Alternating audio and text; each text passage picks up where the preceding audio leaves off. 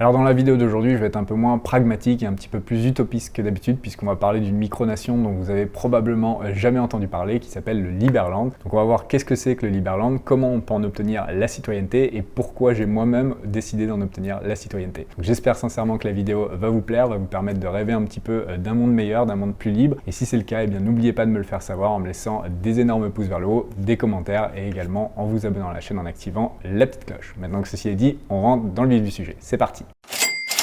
Alors je vais déjà commencer par vous expliquer qu'est-ce que c'est que le Liberland. Donc le Liberland, c'est une micronation autoproclamée libertarienne, rien que ça, qui se situe entre la Croatie et la Serbie. Donc c'est une petite parcelle de terre qui fait 7 km², qui est inhabitée et qui pendant 27 ans n'a pas été réclamée par aucun des deux pays, ce qui en a fait un no man's land, donc une terre qui n'appartenait à personne. Et du coup, le 13 avril 2015, Vít Jedlička, qui est le président actuel du Liberland, a décidé d'autoproclamer la République libre du Liberland. Donc c'est comme ça que s'est créée cette micronation. Et l'idée derrière ce projet, eh bien, c'est de créer un pays qui parte de zéro, d'une page blanche et qui ne soit pas soumis au carcan habituel. Parce que quand vous essayez dans les pays traditionnels de faire de la politique, c'est très difficile parce que c'est gangréné, c'est verrouillé, c'est pourri de l'intérieur. Il y a trop de forces de friction externes qui font qu'on ne peut rien changer concrètement. Et on le voit bien là à l'heure actuelle avec les élections. Il y a chaque quinquennat des nouveaux candidats qui promettent, qui vont tout changer, qui seront différents. Finalement, c'est que de l'opium. Enfin, c'est mon expérience de ma génération et je pense qu'on est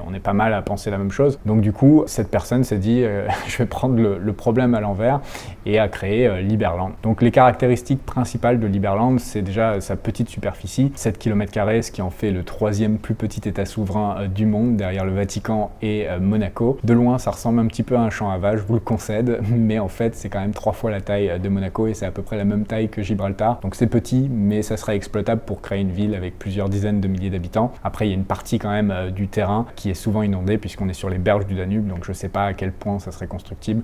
Ça, c'est aussi un peu le côté utopiste du projet à voir. Après, peut-être à faire des choses sur pilotis, etc. Donc ça, c'est pour la superficie. La devise, le slogan du pays, c'est Live and Let Live, donc vivre et laisser vivre. Donc on s'inscrit une fois de plus dans une logique libertarienne avec une intervention absolument minimale de l'État dans la vie des citoyens, avec également des dépenses gouvernementales qui sont réduites absolument au minimum, avec une utilisation de la blockchain Polkadot pour offrir une efficacité et une transparence aux citoyens. Donc ça, c'est très intéressant et j'espère qu'ils seront précurseurs et que d'autres pays utiliseront cette même façon de gouverner et d'être transparents avec leur peuple. Alors je pense pas que tous les pays le feront parce que beaucoup d'entre eux ne veulent pas montrer à leur peuple, à leurs citoyens comment est dépensé l'argent public, mais je pense que c'est comme ça que ça devrait être, donc voilà, ça c'est une bonne chose également. Ensuite, la monnaie du Liberland, eh bien je pense pas vous étonner en vous disant que c'est le Bitcoin, donc ça c'est pareil, c'est un choix qui fait totalement sens dans cette logique libertarienne et de vouloir créer quelque chose de nouveau, donc autant utiliser le nouvel or, et c'est à mon avis un très bon choix. Ensuite, pour la fiscalité, eh bien là également c'est assez innovant et différent, c'est une taxation volontaire, c'est-à-dire qu'on ne paye des impôts que si on le désire, et si on en paye, eh bien ça permet de participer dans les prises de décision pour la micronation, pour le Liberland, donc là également c'est un concept assez intéressant et assez différent de ce qu'on peut connaître. Et enfin, le dernier élément caractéristique que je voudrais mentionner dans cette vidéo, c'est le fait qu'ils sont en train de merger en fait le monde réel avec le monde virtuel. Donc il y a cette parcelle de 7 km² et en miroir, eh bien, ils sont en train de faire un métaverse qui va être la copie mais avec une version développée avec des infrastructures qui ont été designées par le cabinet d'architecture Zaha Hadid. Et c'est assez d'ailleurs avant-gardiste, assez novateur. Alors peut-être pas assez parce qu'on est dans le métaverse et il n'y a pas de limite dans le métaverse, donc c'est un peu dommage d'avoir répliqué les codes habituels juste en un petit peu plus futuristique. C'est dommage de ne pas avoir été plus loin, mais c'est assez intéressant quand même et ça fait un espace pour tous les Liberlandais, toutes les personnes résidentes du Liberland, eh bien, de se rendre dans leur pays, de peu importe où ils sont dans le monde, à partir du moment où ils ont une connexion internet. Donc ça également, c'est quelque chose d'assez intéressant et j'imagine que d'autres pays emboîteront le pas dans le futur. Donc pour moi, c'est toutes ces caractéristiques qui font que le Liberland est vraiment unique et vraiment abouti et avancé comme projet si on compare avec les autres micronations de ce monde qui sont pour la plupart vraiment très utopistes, fantaisistes pour certaines et avec aucune vocation à réellement devenir des pays. Là, il y a quand même toute la base de ce qui fait un pays novateur et c'est pour ça d'ailleurs que j'ai décidé d'en obtenir le passeport. Donc ça, on verra ça un petit peu plus tard. Après, ce qu'il faut bien comprendre, c'est que malgré que tout ce que je vous ai dit et toutes ces caractéristiques qui semblent bien alléchantes, il y a deux petits problèmes, deux petits bémols. Le premier, c'est qu'il est impossible officiellement d'accéder au territoire du Liberland, c'est-à-dire que si vous essayez d'y aller, il y a la possibilité que la police croate vous fasse passer une nuit en garde à vue. Donc ça, c'est le premier problème, d'avoir le passeport et la résidence d'un pays où on ne peut pas aller, où il n'y a pas d'habitants. Et le deuxième problème, eh bien, c'est que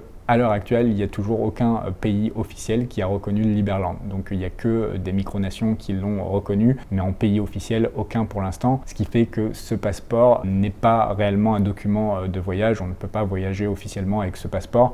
Alors après, il y a quelques pays qui l'ont accepté. J'ai vu un visa du Kenya sur un passeport liberlandais. J'ai vu également un visa de la Somalie et également des gens qui ont réussi à rentrer au Salvador avec ce passeport pour la Bitcoin conférence. Et d'ailleurs, je ne serais pas étonné que le Salvador sera sûrement le premier pays à reconnaître le Liberland si ça se fait un jour. Donc voilà, je pense qu'il y a des pourparlers de ce côté-là. Il y avait eu des pourparlers avec Trump à l'époque qui ont été depuis totalement abandonnés, mais ça aurait été vraiment énorme et ça aurait donné une totale autre dimension à ce projet. On n'en parlerait pas du tout de la même façon aujourd'hui.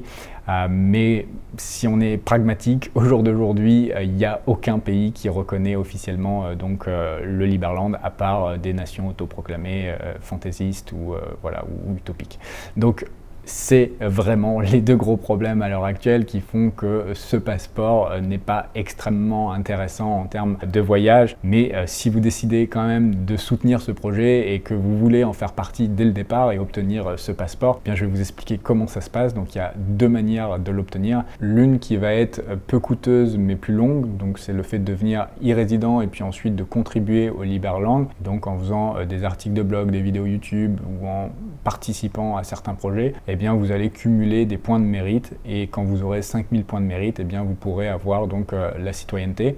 Donc ça, c'est la version longue, on va dire. Et la deuxième option qui, elle, va être beaucoup plus rapide pour le coup, eh bien, c'est la donation, donc de faire une donation au minimum de 5000 $. Et là, ça vous garantit d'avoir le passeport entre les mains en à peine 15 jours. Donc c'est une option qui va être intéressante pour ceux qui ont peu de temps à accorder au Liberland et qui veulent simplement contribuer de façon financière et se garantir le passeport. Si c'est quelque chose qui vous intéresse d'ailleurs, je pourrais vous mettre en relation directement avec la personne qui s'occupe des donations et de la citoyenneté au Liberland. Donc je mettrai un lien sûrement juste en dessous en description. Donc voilà pour les deux manières d'obtenir le passeport pour ceux que ça intéressait. Et maintenant on va passer à la dernière partie de cette vidéo où je vais vous expliquer pourquoi j'ai décidé de devenir liberlandais et d'obtenir donc la citoyenneté du Liberland. Alors que si on est réaliste, à l'instant T, ça ne me procure aucun bénéfice immédiat. Mais pour répondre à cette question, il faut s'extirper le côté rationnel et pragmatique de ZTV habituel. Et c'est une question d'ailleurs qui n'a pas qu'une réponse. Il y en a deux. La première, c'est que cette donation de 5000 $, pour moi, c'est comme un don à la liberté, à la bonne cause, à un parti politique qui n'aurait pas de chance de gagner, mais dont les idées seraient intéressantes, innovantes.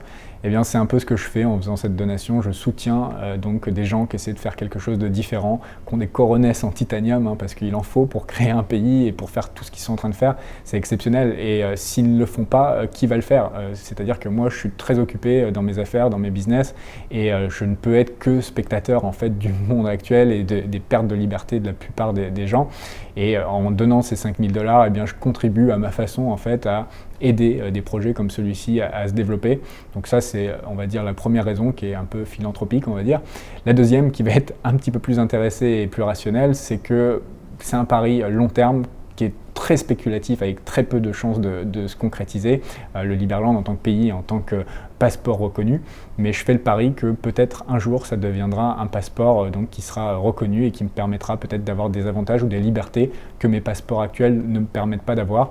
Donc voilà, c'est le pari que je prends et là pour le coup je tiens à faire un gros disclaimer. Cette vidéo c'est pas du tout une publicité pour vous dire que pour 5000 $ vous allez avoir le passeport du Singapour de demain. Notez bien mes mots, il y a de fortes chances que ce passeport reste un bout de papier qui ne vous permettra rien dans le futur. Donc c'est vraiment un pari ultra spéculatif et faites-le uniquement si vous êtes extrêmement à l'aise, c'est-à-dire vraiment en millions d'euros.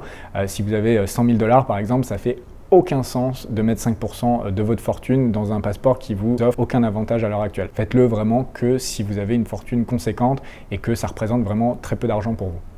Voilà, c'est là-dessus que je vais terminer cette vidéo. J'espère sincèrement qu'elle vous aura intéressé. Si ce n'est amusé, le but c'était vraiment de mettre le Liberland sur une carte pour ceux qui en avaient jamais entendu parler. Je vous mettrai juste en dessous en description des ressources supplémentaires et complémentaires sur des projets annexes qui existent à travers le monde, notamment les Free Private City de Titus Gebel. Donc c'est des zones économiques qui prennent forme à travers le monde. Il y en a une qui a été créée au Honduras, donc ça c'est des projets un petit peu plus concrets. Et d'ailleurs il y a une vidéo qui est excellente de mon ami Olivier Roland sur le sujet, donc je vous invite à la regarder. Donc je mettrai tout ça juste en dessous en description pour ceux qui veulent aller plus loin. Et la dernière chose que je voulais vous dire avant de vous quitter, c'est que si vous êtes intéressé par le fait de réorganiser vos vies et vos business à l'international dans le but de payer peu ou pas d'impôts légalement et au passage d'avoir plus de liberté, eh bien j'ai une formation qui s'appelle la Offshore Mastery dans laquelle vous allez retrouver du contenu vidéo et également un mastermind, donc un groupe d'entraide avec des entrepreneurs qui sont aux quatre coins du monde et qui s'entraident au quotidien dans cette quête de liberté. Donc si c'est quelque chose qui vous intéresse, vous retrouverez toutes les informations juste en dessous en premier lien